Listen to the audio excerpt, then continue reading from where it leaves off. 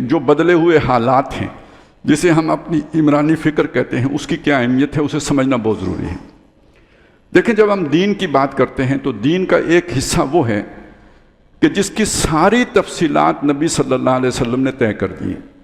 مثلا نماز کا معاملہ ہے، نماز کیسے پڑھنی ہے، اس میں رکوع کتنے ہیں، سجدے کتنے ہیں، رکوع میں کیا پڑھنا ہے، سجدے میں کیا پڑھنا ہے، قیام کیسے کرنا ہے، کون سی نماز کی کتنی رکعتیں ہیں، تمام تفصیلات نبی صلی اللہ علیہ وسلم نے دے دی۔ اب اگر آپ اس میں کسی ایک شے کا بھی اضافہ کریں گے تو وہ بدعت شمار ہوگی، اور بدعت وہ شے جو گمراہی ہے، اور گمراہی وہ شے جو دوزخ میں لے کے جانے والی ہوگی۔ اس میں آپ کوئی تغیر و تبدل نہیں کر سکتے۔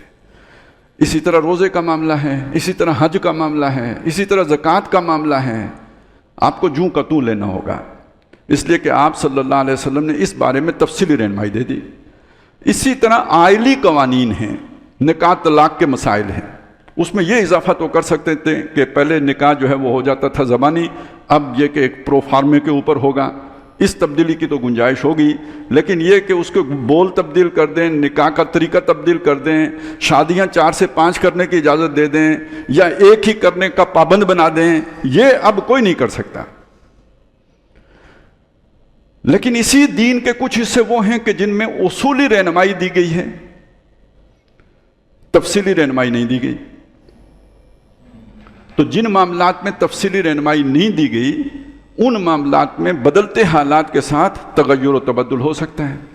مثلا آپ حج ہی کو لے لیں، حج کے معاملے میں یہ بات تو بتائی گئی کہ جی آپ نے 8 ذی الحجہ کو چلے جانا ہے مینا میں، 9 کو آپ نے جا کے عرفات میں کھڑے ہونا ہے، اب وہاں سے جو ہے نا رات کو آپ نے آنا ہے مزدلفہ، اور پھر یہ 10 کو کنکر مارنے ہیں، قربانی کرنی ہے، اور کپڑے پہننے ہیں نئے، اور احرام اتار کے، اور پھر طواف زیارت کرنا ہے، اور واپس مینا۔ یہ ساری تفصیلات دے دی، لیکن یہ تو نہیں بتایا نا کہ آپ نے مینا گھوڑے پہ جانا ہے، یا اونٹ پہ جانا ہے، یا کار پہ جانا ہے، یا ٹرین پہ جانا ہے۔ اس کی تفصیل تو نہیں دی۔ جب اس کی نہیں دی تو یہاں گنجائش تھی، اب آپ فیصلہ کرتے ہیں کہ آپ کیسے جائیں، وگرنہ یہ کہ تقاضا تو یہ ہونا چاہیے کہ آج بھی پاکستان سے جس نے حج کرنے جانا ہے، اس زمانے میں لوگ گھوڑے پہ جاتے تھے، آج بھی گھوڑے پہ جائیں۔ اگر یہ رہنمائی دے دی ہوتی کہ گھوڑے ہی پر حج کرنے آنا ہوگا، یا اونٹ پر حج کرنے آنا ہوگا، پھر آپ کار پر نہیں بیٹھ سکتے تھے، پھر آپ ٹرین پر نہیں بیٹھ سکتے، پھر آپ ہوائی جہاز پر نہیں بیٹھ سکتے تھے۔ یہ نہیں دی تو گنجائش چھوڑ دی۔ اب اس پر قیاس کرتے ہوئے سمجھیے کہ یہ جو اقامت دین ہے، اس میں خاص طور پر جو معاشی نظام ہے اور سیاسی نظام ہے، اس کے بارے میں تفصیلی رہنمائی نہیں دی گئی ہے۔ معاشی نظام کے بارے میں چند قوانین دیے گئے ہیں، سیاسی نظام کے بارے میں صرف اصولی رہنمائی دی گئی ہے، قوانین نہیں دیے گئے ہیں کہ ڈکٹیٹرشپ ہوگی، جمہوریت ہوگی، پارلیمنٹ ہوگی، فیڈریشن ہوگی، کنفیڈریشن ہوگی، کیا ہوگا، کوئی رہنمائی نہیں۔ اصول دے دیا، کوئی قانون اللہ اور رسول کے حکم کے خلاف نہیں بنے گا، یہ نہیں کہ اس کے مطابق بنے گا۔ دیکھیے یہ 2 الفاظ مختلف ہیں۔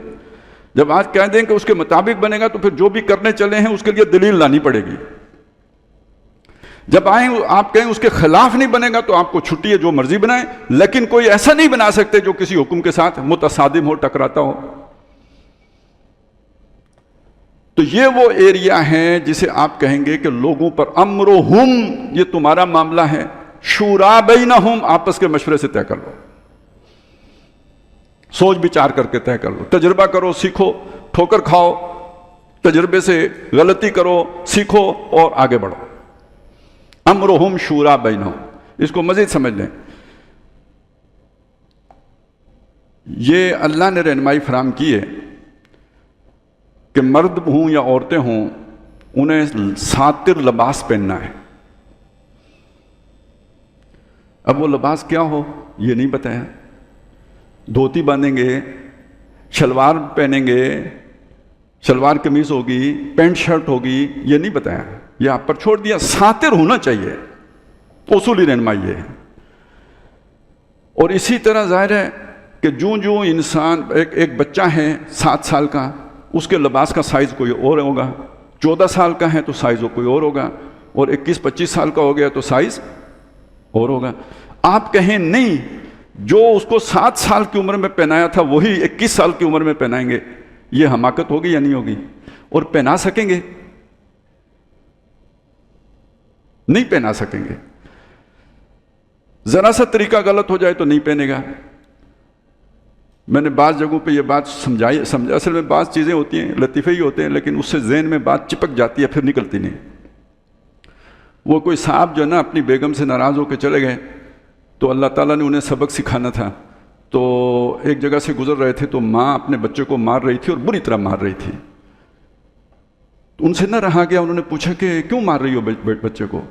اس نے کہا کہ اس لیے مار رہی ہوں, صبح 2 گھنٹے اس نے میرے ضائع کرا دیے, میں اسے پاجامہ پہنا رہی ہوں پہنتا نہیں ہے.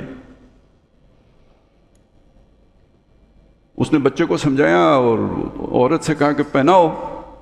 تو اس نے اسے کرسی پہ کھڑا کیا, نیچے پاجامہ پکڑ کے کھڑی ہو گئی کہ چھلانگ لگاؤ. بچے نے چھلانگ لگائی, ایک ٹانگ اندر دوسری باہر. تو اس نے کہا دیکھیے نا یہ نہیں پہنتا.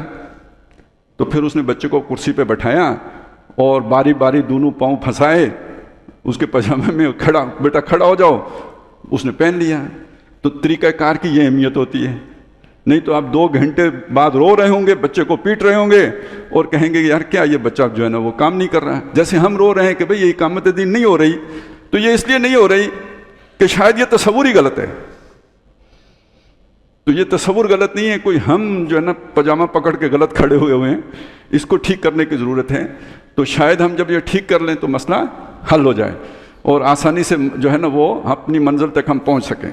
اب آ جائیں اس طریقے کی طرف جو نبی صلی اللہ علیہ وسلم نے اس دور میں اختیار کیا تھا, اور پھر یہ کہ آج کے دور میں اس میں کیا تبدیلیاں کرنی پڑیں گی.